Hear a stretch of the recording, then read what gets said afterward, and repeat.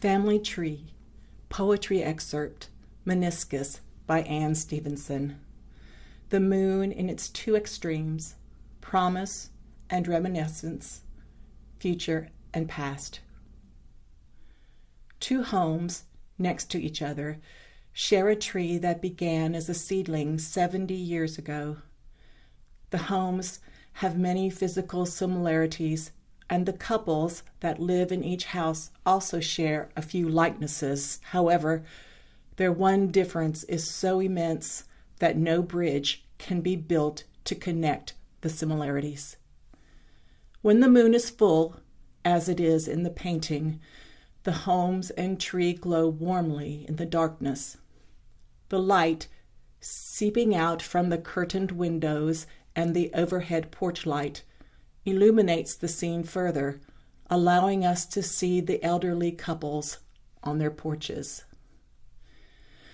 An elderly man and his wife enjoy the fall evening, talking to each other as the two rocking chairs create rhythmic creaking sounds that annoy the nearby crickets. Bill and Maud rock on the porch every evening after supper.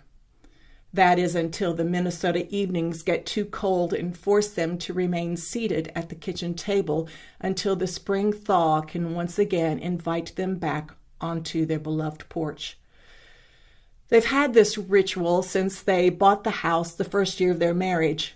In those days, they talked about plans for the future, which always included their desire for 2 children and all the promise that comes with that desire. 50 years later, in the painting, they reminisce about their life raising 2 boys. One of their sons, Roy, built a house next door, and his 5 children are always running onto their porch, bursting through the screen door into the kitchen, especially, it seems, when Maud's weekly batch of fresh bread sets on the cooling racks.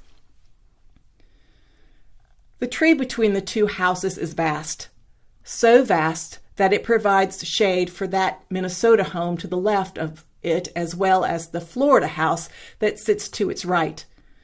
The elderly couple in that house has lived in Florida all their lives.